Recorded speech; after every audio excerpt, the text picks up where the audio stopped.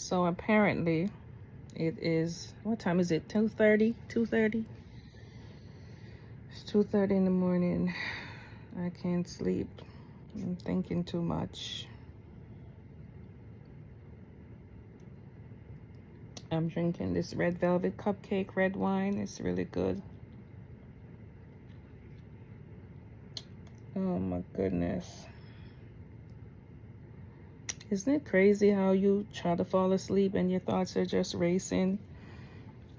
And they may tell you to count sheep. Like, I can count 1,000,000 sheep. If I can't sleep, I can't sleep.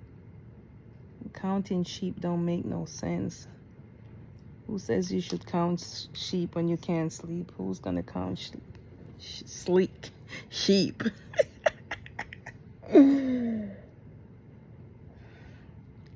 I drank this wine. It's so very good, but it's still not making me sleepy. Bentley's up with me too. So she's on her phone, I'm on my phone.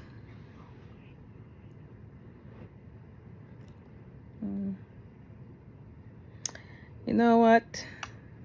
I love this place, I really do. But I need a little getaway. Too much going on. I'm iffy about buying my ticket. My mom had blood today. They gave her a blood transfusion yesterday. They gave her one today. And they're seeing how her body's reacting to the blood. And then they want to see if her blood count is gonna go up. And then when it does, then they will schedule surgery. But I really wanted to go like now. I really wanted to go like now, but I wanted to be there right when she's going into surgery to let her know that I'm here. And then when she wakes up, I want to be there when she gets out of surgery. But they're so iffy right now. I don't want to buy my ticket. And then I go, because I think surgery day is in Jamaica. I think surgery day I think it's Tuesday and Thursday. I'm not sure.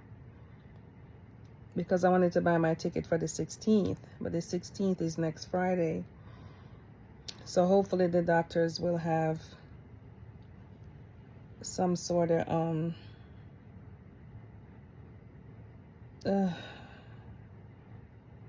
it's so stressful. They're supposed to be making a decision to figure out when. I just don't want them to wake up and just say, let's do it tomorrow. You know what I mean? Well, either way, I'm going to buy my ticket, but I wanted to wait. I just want to be gone for a week. And then just bring her all the necessities and things that she needs. So I can't wait to go see her. I talked to her today. It's been a while because every time I call, the services suck. So every time I call, the phone cuts off and I was not able to speak with her. But today I got through to her and I was able to speak to her. She sounded in good spirits. She didn't sound too depressed or anything like that. I thought she was going to be. Because I think my sister said they're gonna so they cut her toes off already, trying to save her foot. But when they cut the toes off, they realized that basically it's no blood flow to her foot. There's no life. Because when I was in Jamaica the last time, I cleaned her foot off and everything. I brought some dressings and stuff from here, and I showed my sister what to do, but there's no blood flow right now. So she said they're gonna cut across the heel. I don't know how you would cut that. So I'm curious to go see what that is. So just like a little backstory. All the women in my family on my mom's side of the family, On my mom's side of the family, basically died before the age of 60. My grandmother died when she was, I think, 53. My aunt died in Florida a couple years ago. She was 52. My grandmother actually fell into a diabetic coma, and she never regained consciousness. My aunt, she stepped on a nail and her foot got infected. And they told her that, you know, she has gangrene, so it's best to cut it off. And you know, she wouldn't do it. I called the lady. I said, Aunt Maureen, I know that, you know, you're only 52 years old, and she had just gotten her CNA license. She was excited for that. She lived in Florida, and I said, this is America. Like, you have, like, so, you know, access to so many things. Like, you can have an aide that comes in to get you situated. You know, you have the bus, the transit to take you to the doctors and stuff like that. You have good insurance. You know, it's not like Jamaica. Ain't no ambulance coming to get you. Okay? Ain't no aid coming. None of that. So she said no. And I said, Aunt Marina, I love you so much, and I just want you to... She's like, you love me? I'm like, yes, I love you. You're my aunt. What do you mean? I want you to just, you know, take the step. And she waited and she hesitated, and when she was ready to do surgery, it was too late. The gangrene had spread all over her body, and her body started shutting down, because, you know, you get sepsis. The body's poisoned. So we lost her. And then in 2015, my mom lost one of her legs, and so she was going along with the other one. And every time I get pregnant, they're like, you have gestational diabetes. I'm like, bitch, no, I don't. I do not. They're like, you have gestational diabetes, and eventually you're going to get diabetes. I said, I hate needles. I will not. I don't want diabetes. Lord, I pray. But long story short, on my dad's side of the family, they have heart problems. I don't have that. On my mom's side of the family, by her father's side, they have thyroid issues. Now, that I do have. And my thyroid, my nodule on my left side was really big, and it was pressing against my windpipe, and my breathing was getting messed up some way. The doctor was like, you gotta take it out. I'm like, I'm not letting nobody cut my throat. I can't do it, sir. And I waited and waited and waited. And then eventually I said yes. Right? I said yes. I'm just going to take it out, because my breathing was getting bad. But it wasn't that. It was all this time I had asthma. Adult asthma during COVID. So one time I went to the hospital. They put me in a room, honey. They locked the doors. They came in the space suit. I was scared to death. I was like, oh my God, I'm going to die. Even the doctors are afraid of me. And they gave me the COVID test. Nothing. You know what it was? Adult asthma. It wasn't no damn COVID. It scared the shit out of me. But anyway.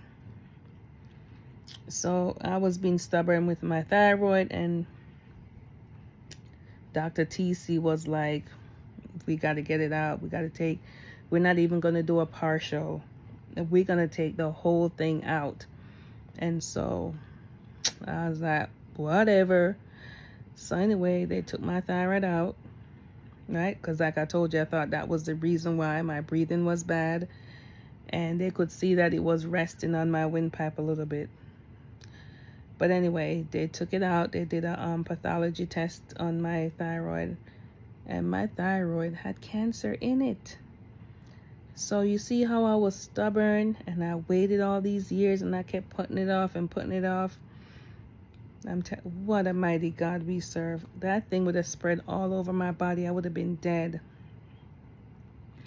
So because of me not having any thyroid, I'm having issues with weight gain. I've gained a lot of weight, and they're trying to find like the right dose, you know, because now I'm on Synthroid. So we have to find the right dose of the Synthroid. And so I think it's every 6 months or every 3 months. I think it's every 3 months. I have to go get my thyroid, my blood work, to get my TSH. It's so much stuff with thyroid. Oh my God. So I have to do my blood work, make sure the levels are okay. Sometimes my levels are super off. But I think I was on 50, then I was on 100, then I was 80. I was all over the place. So I'm still not losing weight, right? I'm still not losing weight. I intermittent fast. I do a lot of keto sometimes. I switch up my stuff. You know what I mean? I switch up all the time. I don't keep the same routine. Sometimes I'm juicing, sometimes I'm doing keto, but most of the times I'm intermittent fasting. I'm a late eater. I like to eat later in the day. And so in 2019 into 2020, I lost all my weight by myself. I just cold turkey started fasting a lot. I like do 3-day fast where I don't eat anything for 3 days.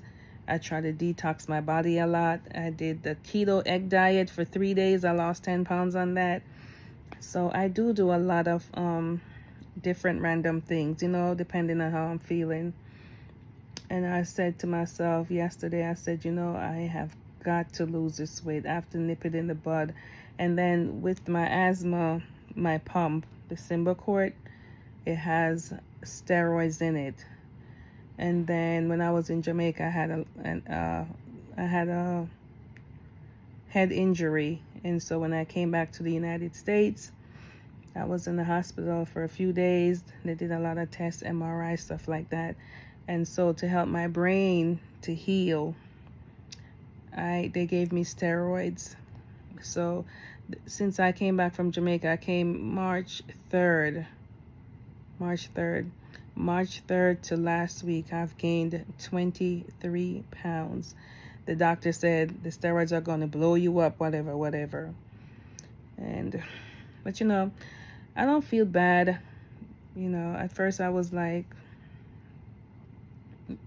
before even the steroids, I was like having a little bit of insecurity, like, you know what I mean? I've gotten so big, like none of my clothes fit. I have so many clothes, like tons and tons. Yeah, girl is a shopaholic. So tons and tons and tons. And I was like, oh my God. So I finally decided in my mind, I got to stop the whole bunch of drinking wines too. I love wine. This red wine is good as hell. This is the red velvet cupcake. It's good. So anyway, I got to get my black ass back together. I got to get back snatched, boo. I got to fit into my clothes.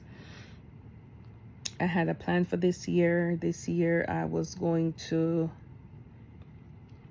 before my birthday, I was going to do a breast lift. I was going to do a breast lift and a lipo 360 because I already got my tummy tuck. So those were the plans for this year. I don't know what's going to happen now. I'm worried about my mom, and I hate needles, so I'll take my thyroid issues with me. But yeah, I really want to go to Jamaica to go see her, give her a hug, tell her it's going to be all right. I mean, you say it over the phone, but it's not the same, like a nice, warm, juicy hug, because, after a while, our parents do become like a child again. They're dependent on us to do a lot of stuff for them. And just your presence, just having you there, just knowing that you're there, that will help them to fight. Like, I remember when Radigan had COVID, and I wasn't upstairs because, I was at work every day. Through the whole pandemic, I worked, and so my client happened to be in the hospital that day. I had to call the ambulance for her, and so I was home. So I would make the dinner, I would leave it on the steps, and my husband would come downstairs and get the food and bring it upstairs. So in my head, I'm thinking, the man is eating the food, he sounds good on the phone, I'm talking to him, I'm like, everything is fine. He's like, yeah, I'm good, but he's breathing funny. I say, you sure you're good? You sound crazy. I'm like, no, I'm good. Why I go upstairs? I put my, because I get it from my job. I put my mittens on, my little gloves on. I put my my I suited up basically, and I went upstairs. I said, let me go check on him. Let me make sure that he's okay. I went upstairs. The man was half dead. Half dead. What is wrong with you, Jamaican men? You don't go to the doctors. You don't like doctors. Why are you afraid of doctors? Doctors save lives. I was like, sir, you can't breathe. What? You would have sat here. If the lady hadn't gone to the hospital, I would have continued to give you food, thinking you're eating it. When I went upstairs, he had the dishes piled up to here. He was not eating the food. He was taking it from me and sitting it down. He was not eating, so he was not building his strength like I thought he was. He was actually dying. Oh my God, I panicked. I called 911. They had to literally come upstairs and come get him and take him downstairs. And they put him on the stretcher. And he was laying there gasping. I cussed him out. I said, you are going to let COVID kill you? You better fight. I said, you better fight. You better fight COVID. You cannot let COVID kill you. So it's not funny, but at the time I was so angry with him. I'm like, you sat here and you told me every day when I called you on the phone that you were fine. You came downstairs every day and you took the food from me and acted like you was eating it. Like, why are you lying to me? If you need help, you need help. Jamaican men, y'all are too macho. I don't know what's going on. But if you need help, honey, you need help. So I'm just saying, like, you have to fight. You have to have that fighter spirit. Like, bitch, today is not the day. You can't take me. You know what I mean? Today's not the day. I said, you better fight. Fight for your kids. You better fight this thing. So I think he was in the hospital for over a week or something. I think so. But I just want to tell my mom, you got to fight. God has brought you this far. Since 2015, you lost one leg. This is the second one. You can do it. You can go into the operating room and kick ass. You know what I'm saying? When I had my surgery, I did my tummy tuck and my hysterectomy together. And I was like, I don't want to go under the knife twice. So I asked my doctors, can you coordinate and do it together? I mean, I know it's going to be a lot on my body, but I want to do it this way. And so they planned it for months. And leading up to those months, what I did was I worked hard vigorously every day. Every day I made sure I ate properly and clean. And doing surgery, you have to build yourself up. You can't just go do surgery. You know what I mean? You got to get your body right. You got to get your mind right. You got to know that I'm preparing for a fight. I was in that surgery for 7.5 hours because I did my tummy tuck and my hysterectomy together. And let me tell you, honey, yep, I did it.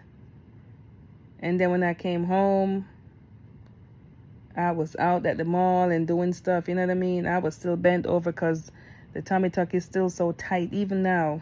But I told my sister, make her some fresh juices. So she told me she made her beetroot. So beetroot is really good. So beetroots and carrots and ginger. And, get your body right. Get your body right. I want her to just go in fighting and come out fighting. And be like, yep, I did it. So keep us in your prayers and your thoughts. I'm ranting and raving to y'all at 3 o'clock in the morning. That's because I can't sleep. I didn't get any good sleep last night either. I was so tired, but I couldn't fall asleep. So my legs were hurting too. So I took a half a pain pill. I forgot what it was. And then I still wasn't falling asleep. I was like, let me get my little half a Xanax and, calm myself down and go to sleep. And eventually I fell asleep, I think around 4 something. So I actually didn't go to work this morning. I told him that I was too tired and sleepy to come in. And then I went to the pharmacy. I got my pneumonia shot right in the muscle. This bitch hurt like a mother. It is so sore. Oh my God. And so I discussed with my doctor Ozempic. I don't know if you guys have heard of Ozempic, but they're hesitant about the Ozempic. But guess what, sir? You're going to give it to me if it's the last thing you do. Okay? Because I'm not walking around like this. Sorry. It's not happening. Summer is here, honey. Vacation time. I have to go to Jamaica, and then from Jamaica to St. Vincent and the Grenadines. I'm going to go see my sister. And then I got to do a little vlogging for this villa. It's really cute. It's called the Sienna. So, anyway, I just wanted to rant and rave a little bit tonight, and I did that. I'm going to take 2 more sips of my red wine. And then I'm going to go to sleep, and good night to everyone. And whatever you're going through, remember that God is in control. He's the captain of the ship. He will get you through. I know this for a fact. I'm not going off of just words. I know this. So, yes, I'm going to hang up now. Good night. Thanks for listening to me rant and rave. I'm going to go on. They said if you go online after a certain time, you can find cheap tickets. I don't know how true that is. I was watching CNN one time, and the lady was saying on Sundays is the best time to, surf around for tickets. Some people say Tuesday, some people say early in the morning, so I'm going to look around. I did see a ticket for $3 something through American Airlines. You can't beat that deal. So I'm just going to be surfing for tickets right now. I told Bentley that I wanted her to come to Jamaica with me. She does not want to come. The Wi-Fi down there sucks, so she can't play the games like she wants to. So I think that's one of the main things. But since her dad is working different hours like tonight, maybe that's why too. Tonight he went to work at 2 o'clock, 2 a.m. And normally he's right here with us, but he's away at work, and he works till morning time. So we just got to be extra careful. Oh, Lord, I'm falling asleep. Anyway, good night. Peace.